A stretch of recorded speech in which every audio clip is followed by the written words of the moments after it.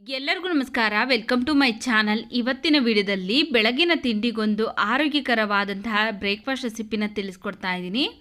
ನೋಡಿ, ಇಲ್ಲಿ ಒಂದು ಪಾತ್ರೆಗೆ ನಾನಿಲ್ಲಿ 1 ಕಪ್ಪು ಹೆಸರು ಕಾಳು ಹಾಕ್ಕೊಂಡಿದ್ದೀನಿ. ಹಾಗೆಯೇ ಅರ್ಧ ಕಪ್ಪು ಉದ್ದಿನಬೇಳೆ ಹಾಕ್ಕೊಳ್ತಾ ಇದ್ದೀನಿ. 1 ಕಪ್ಪು ರೇಷನ್ ಅಕ್ಕಿ ಹಾಕ್ಕೊಳ್ತಾ ಇದ್ದೀನಿ. ನಿಮ್ಮ ಹತ್ರ ರೇಷನ್ ಅಕ್ಕಿ ಇಲ್ಲ ಅಂದರೆ ನಾರ್ಮಲ್ಲಾಗಿ ಅಂಗಡಿಯಲ್ಲಿ ಸಿಗುತ್ತಲ್ಲ ದೋಸೆ ಅಕ್ಕಿ, ಅದನ್ನು ಹಾಕ್ಕೊಳ್ಳಿ. ಈಗ ಈ ಮೂರನ್ನು ಸೇರಿಸಿ ಚೆನ್ನಾಗಿ ಒಂದು 4 ರಿಂದ 5 ಸರಿ ತೊಳ್ಕೊಂಬರ್ಬೇಕು.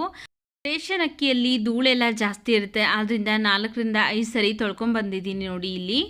ಈಗ ಇದಕ್ಕೆ ಮುಳುಗುವಷ್ಟು ನೀರನ್ನು ಸೇರಿಸಿ ನಾನಿಲ್ಲಿ ಒಂದು 6 ರಿಂದ 7 ಗಂಟೆಗಳ ಕಾಲ ನೆನೆಸ್ಕೊಳ್ಬೇಕು. ಇದ್ರ ಮೇಲೆ ಒಂದು ಲಿಡ್ನ ಕ್ಲೋಸ್ ಮಾಡಿ ನೆನೆಯೋದಕ್ಕೆ ಇಡ್ತಾ ಇದ್ದೀನಿ.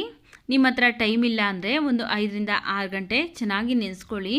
ನೋಡಿ, ಇಲ್ಲಿ ನಾನು ಒಂದು 6 ರಿಂದ 7 ಗಂಟೆ ಆದಮೇಲೆ ಓಪನ್ ಮಾಡಿ ತೋರಿಸ್ತಾ ಇದ್ದೀನಿ.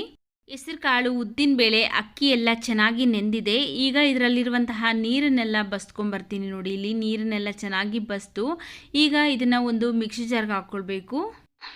ಮಿಕ್ಸಿ ಜಾರ್ಗೆ ಹಾಕ್ಕೊಂಡು ಇದು ರುಬ್ಬೋದಕ್ಕೆ ಬೇಕಾಗುವಷ್ಟು ನೀರನ್ನು ಹಾಕ್ಕೊಂಡು ನುಣ್ಣಗೆ ರುಬ್ಕೊಳ್ಬೇಕು. ಒಂದು ಸ್ವಲ್ಪನೂ ತರಿ ಇಲ್ಲದೆ ಇರೋ ಥರ ನುಣ್ಣಗೆ ರುಬ್ಕೊಂಬರ್ತೀನಿ. ನೋಡಿ, ಈ ರೀತಿಯಾಗಿ ಒಂದು ಸ್ವಲ್ಪನೂ ತರಿ ಇಲ್ಲದೆ ಇರೋ ಥರ ನುಣ್ಣಗೆ ಸಾಫ್ಟಾಗಿ ರುಬ್ಕೊಂಡಿದ್ದೀನಿ. ಈಗ ಇದನ್ನು ಒಂದು ಪಾತ್ರೆಗೆ ಹಾಕ್ಕೊಳ್ತಾ ಇದ್ದೀನಿ. ಉಳಿದಿರುವಂತಹ ಹೆಸರು ಕಾಳು, ಅಕ್ಕಿನೂ ಸಹ ರುಬ್ಬಿಟ್ಟು ನಾನು ಇದಕ್ಕೇ ಹಾಕ್ಕೊಳ್ತೀನಿ. ನೋಡಿ, ಹಿಟ್ಟನ್ನೆಲ್ಲ ಚೆನ್ನಾಗಿ ರುಬ್ಬಿದ ನಂತರ ಈಗ ಒಂದು ಸೌಟಿಂದ ಚೆನ್ನಾಗಿ ಮಿಕ್ಸ್ ಮಾಡ್ಕೊಳ್ಬೇಕು. ಚೆನ್ನಾಗಿ ಒಂದು ಸರಿ ಮಿಕ್ಸ್ ಮಾಡಿಕೊಂಡು ಈಗ ಇದ್ರ ಮೇಲೆ ಒಂದು ಪ್ಲೇಟ್ನ ಮುಚ್ಚಿ ಬೆಳಗ್ಗೆವರೆಗೂ ಹುಳಿಯಾಗೋಕ್ಕೆ ಬಿಡ್ತೀನಿ. ನೋಡಿ, ಇಲ್ಲಿ ಬೆಳಗ್ಗೆ ಓಪನ್ ಮಾಡಿ ತೋರಿಸ್ತಾ ಇದ್ದೀನಿ. ಹಿಟ್ಟು ಎಷ್ಟು ಚೆನ್ನಾಗಿ ಉಬ್ಬಿ ಹುದುಗಿ ಬಂದಿದೆ ನೀವೇ ನೋಡ್ಬೋದು. ನಾನಿಲ್ಲಿ ಉಪ್ಪು ಸೇರಿಸಿಲ್ಲ, ಸೋಡಾ ಪುಡಿ ಸೇರಿಸಿಲ್ಲ, ಆದರೂ ಸಹ ತುಂಬ ಚೆನ್ನಾಗಿ ಹಿಟ್ಟು ಉಬ್ಬಿ ಬಂದಿದೆ. ಈಗ ಇದಕ್ಕೆ ನಾನು ರುಚಿಗೆ ತಕ್ಕಷ್ಟು ಉಪ್ಪು ಈಗ ಹಾಕ್ಕೊಂಡು ಚೆನ್ನಾಗಿ ಮಿಕ್ಸ್ ಮಾಡ್ಕೊಳ್ತಾ ಇದ್ದೀನಿ. ಉಪ್ಪೆಲ್ಲ ಚೆನ್ನಾಗಿ ಮಿಕ್ಸ್ ಆಗೋ ಥರ. ಈಗ ದೋಸೆ ಮಾಡೋದಕ್ಕೆ ಹಿಟ್ಟು ರೆಡಿಯಾಗಿದೆ. ದೋಸೆ ಹಾಕ್ಕೊಳ್ಳೋದಕ್ಕಿಂತ ಮುಂಚೆ ನಾವು ಇದಕ್ಕೆ ಚಟ್ನಿ ರೆಡಿ ಮಾಡ್ಕೊಳ್ಳೋಣ ಬನ್ನಿ. ಈಗ ದೋಸೆಗೆ ನಾವು ಕ್ವಿಕ್ಕಾಗಿ ಕೇವಲ 5 ನಿಮಿಷದಲ್ಲಿ ಟೊಮೆಟೊ ಚಟ್ನಿ ಯಾವ ರೀತಿಯಾಗಿ ಮಾಡೋದು ಅಂತ ತಿಳಿಸ್ಕೊಡ್ತೀನಿ. ಟೈಮ್ ಇಲ್ಲದೆ ಇರೋ ಟೈಮಲ್ಲಿ 5 ನಿಮಿಷ ಟೈಮ್ ಇದ್ದರೆ ಸಾಕು, ಚಟ್ನಿನ ನಾವು ಪ್ರಿಪೇರ್ ಮಾಡ್ಕೊಳ್ಬೋದು. ನೋಡಿ, ಇಲ್ಲಿ ಒಂದು 5 ಟೊಮೆಟೊ ಹಣ್ಣನ್ನು ಕಟ್ ಮಾಡಿ ಇಟ್ಕೊಂಡಿದ್ದೀನಿ. ಹಾಗೆಯೇ 2 ಮೀಡಿಯಮ್ ಸೈಜ್ನ ಈರುಳ್ಳಿನ ಸಹ ಕಟ್ ಮಾಡಿ ಇಟ್ಕೊಂಡು ಒಂದು ಮಿಕ್ಸಿ ಜಾರ್ಗೆ ಹಾಕ್ಕೊಳ್ತಾ ಇದ್ದೀನಿ.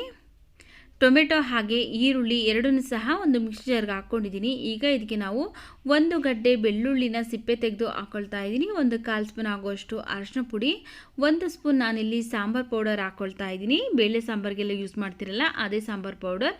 ಹಾಗೆಯೇ 1 ಸ್ಪೂನು ಖಾರಕ್ಕೆ ರೆಡ್ ಚಿಲ್ಲಿ ಪೌಡರ್ ಹಾಕ್ಕೊಳ್ತಾ ಇದ್ದೀನಿ. ನೋಡಿಕೊಂಡು ನಿಮ್ಮ ಖಾರಕ್ಕೆ ಎಷ್ಟು ಬೇಕೋ ಅಷ್ಟು ನೋಡಿಕೊಂಡು ಹಾಕ್ಕೊಂಡು ನೀರೇನು ಸೇರಿಸ್ತೇನೆ, ನುಣ್ಣಗೆ ರುಬ್ಕೊಂಡಿದ್ದೀನಿ. ನೋಡಿ, ಇಲ್ಲಿ ಟೊಮೆಟೊ ಎಲ್ಲ ನೀರಿನಂಶ ಇರೋದ್ರಿಂದ ನೀರನ್ನ ಸೇರಿಸಿಲ್ಲ.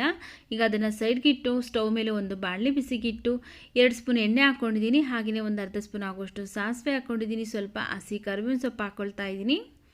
ಈಗ ಇದಕ್ಕೆ ನಾವು ರುಬ್ಬಿಟ್ಕೊಂಡಿರುವಂತಹ ಚಟ್ನಿ ಏನಿದೆಯಲ್ಲ ಅದನ್ನು ಹಾಕ್ಕೊಳ್ತಾ ಇದ್ದೀನಿ.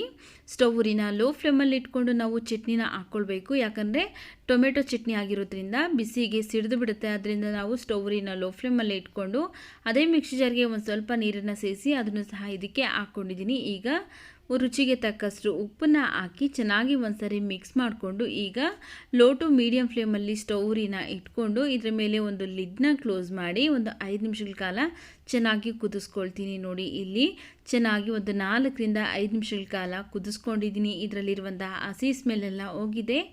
ಹಾಗೆಯೇ ಎಣ್ಣೆನೂ ಸಹ ನಾವು ಹಾಕಿರುವಂತಹ ಎಣ್ಣೆನೂ ಸಹ ಬಿಡ್ತಾ ಬಂದಿದೆ. ಈಗ ಚಟ್ನಿ ರೆಡಿ ಆಗಿದೆ. ಲಾಸ್ಟಲ್ಲಿ ಸಣ್ಣದಾಗಿ ಕಟ್ ಮಾಡಿರುವಂತಹ ಕೊತ್ತಂಬರಿ ಸೊಪ್ಪನ್ನು ಹಾಕ್ಕೊಂಡು ಸ್ಟವ್ನ ಆಫ್ ಮಾಡ್ಕೊಳ್ತಾ ಇದ್ದೀನಿ. ನೋಡಿದ್ರಲ್ಲ ಎಷ್ಟು ಈಸಿಯಾಗಿ ಕ್ವಿಕ್ಕಾಗಿ ಟೊಮೆಟೊ ಚಟ್ನಿ 5 ನಿಮಿಷದಲ್ಲಿ ಮಾಡೋದು ಅಂತ. ಈಗ ಇದನ್ನು ಸೈಡ್ಗೆ ಇಟ್ಟು ದೋಸೆ ಮಾಡ್ಕೊಳ್ಳೋಣ ಬನ್ನಿ. ಸ್ಟವ್ ಮೇಲೆ ಒಂದು ತವ ಚೆನ್ನಾಗಿ ಬಿಸಿ ಮಾಡಿ ಆನಂತರ ಸ್ಟವ್ ಉರಿನ ಲೋ ಫ್ಲೇಮಲ್ಲಿ ಇಟ್ಕೊಂಡು ಮಾಡಿಟ್ಕೊಂಡಿರುವಂತಹ ದೋಸೆ ಹಿಟ್ಟನ್ನು ಹಾಕ್ಕೊಂಡು ಸ್ಪ್ರೆಡ್ ಮಾಡ್ಕೊಳ್ಬೇಕು. ನಿಮಗೆ ತೆಳುವಾಗಿ ಬೇಕು ಅಂದರೆ ಸ್ವಲ್ಪ ತೆಳುವಾಗಿ ಹಾಕ್ಕೊಳ್ಳಿ, ಅಥವಾ ಸ್ವಲ್ಪ ದಪ್ಪದಾಗಿ ಸಾಫ್ಟಾಗಿ ಬೇಕು ಅಂದರೆ ಸ್ವಲ್ಪ ದಪ್ಪನಾಗೆ ಹಾಕ್ಕೊಂಡು ಈಗ ಸ್ಟವ್ ಉರಿನ ಮೀಡಿಯಮ್ ಫ್ಲೇಮಲ್ಲಿ ಇಟ್ಕೊಂಡು ಸ್ವಲ್ಪ ಎಣ್ಣೆ ಅಥವಾ ತುಪ್ಪ ಹಾಕಿ ಇದ್ರ ಮೇಲೆ ಲಿಡ್ನ ಕ್ಲೋಸ್ ಮಾಡಿ ಈ ರೀತಿ ಚೆನ್ನಾಗಿ ಬೇಯಿಸ್ಕೊಳ್ಬೇಕು. ನೋಡಿ, ಒಂದು ಸೈಡ್ ಬೆಂದಿದೆ, ತಿರುಗಿಸ್ತಾ ಇದ್ದೀನಿ. ಹರಿದೆ ಮೂರಿದೆ ಎಷ್ಟು ಚೆನ್ನಾಗಿ ದೋಸೆ ಬರ್ತಾ ಇದೆ ನೋಡಿ. ಈಗ ಒಂದು ಸೈಡ್ ಬೆಂದಾದ ನಂತರ ಮತ್ತೊಂದು ಸೈಡು ಬೇಯಿಸ್ಕೊಳ್ತಾ ಇದ್ದೀನಿ. ನೋಡಿ, ಪರ್ಫೆಕ್ಟಾಗಿ ನಮಗೆ ದೋಸೆ ರೆಡಿ ಆಗಿದೆ. ವೆಯ್ಟ್ ಲಾಸ್ ಮಾಡ್ಕೊಳ್ಬೇಕು ಅನ್ನೋರು ಬೆಳಗಿನ ತಿಂಡಿಗೆ ಈ ದೋಸೆ ಮಾಡ್ಕೊಂಡು ತಿನ್ನೋದ್ರಿಂದ ಬೇಗ ವೆಯ್ಟ್ ಲಾಸ್ ಅನ್ನೋದು ಆಗುತ್ತೆ. ಹಾಗೆ ಶುಗರ್ ಇರೋರು, ಬಿ ಪಿ ಇರೋರು ಯಾರು ಬೇಕಾದರೂ ಈ ದೋಸೆನ ತಿನ್ಬೋದು. ನೋಡಿ, ಈಗ ಮತ್ತೊಂದು ದೋಸೆ ಹಾಕಿ ತೋರಿಸ್ತಾ ಇದ್ದೀನಿ. ಯಾವಾಗಲೂ ನಾವು ಅಕ್ಕಿ ಉದ್ದಿನಬೇಳೆ ದೋಸೆ ಮಾಡ್ಕೊಂಡು ತಿನ್ನೋ ಬದಲಾಗಿ ಈ ರೀತಿಯಾಗಿ ರುಚಿಯಾಗಿ ಮತ್ತು ಡಿಫ್ರೆಂಟಾಗಿ ದೋಸೆನ ಮಾಡಿಕೊಂಡು ಬೆಳಗ್ಗಿನ ತಿಂಡಿಗೆ ತಿನ್ಬೋದು. ತುಂಬ ಆರೋಗ್ಯಕರವಾಗೂ ಸಹ ಇರುತ್ತೆ, ರುಚಿಯಾಗೂ ಸಹ ಇರುತ್ತೆ. ನೋಡಿ, ಈಗ ಎರಡನೇ ದೋಸೆನೂ ಸಹ ರೆಡಿಯಾಗಿದೆ. ನೋಡಿ, ಈಗ ಬೆಳಗ್ಗಿನ ತಿಂಡಿಗೆ ಹೆಸರುಕಾಳು ದೋಸೆ ಮತ್ತು ಟೊಮೆಟೊ ಚಟ್ನಿ ರೆಡಿಯಾಗಿದೆ. ಈ ವಿಡಿಯೋ ನಿಮಗೆ ಇಷ್ಟವಾಗಿದೆ ಅನಿಸಿದ್ರೆ ವಿಡಿಯೋಗೊಂದು ಲೈಕ್ ಮಾಡಿ, ವಿಡಿಯೋವನ್ನು ಶೇರ್ ಮಾಡಿ. ನಮ್ಮ ಚಾನಲ್ಗೆ ನೀವಿನ್ನೂ ಸಬ್ಸ್ಕ್ರೈಬ್ ಮಾಡ್ಕೊಳ್ಳದೆ ನೋಡ್ತಾ ಇದ್ದರೆ ಪ್ಲೀಸ್ ನಮ್ಮ ಚಾನಲ್ಗೆ ಸಬ್ಸ್ಕ್ರೈಬ್ ಮಾಡಿಕೊಂಡು ಸಪೋರ್ಟ್ ಮಾಡಿ ಸ್ನೇಹಿತರೆ. ಮುಂದೆ ಒಂದು ಒಳ್ಳೆಯ ವಿಡಿಯೋದೊಂದಿಗೆ ಭೇಟಿಯಾಗೋಣ. ಅಲ್ಲಿವರೆಗೂ ವಿಡಿಯೋ ನೋಡಿದ್ದಕ್ಕಾಗಿ ಧನ್ಯವಾದಗಳು.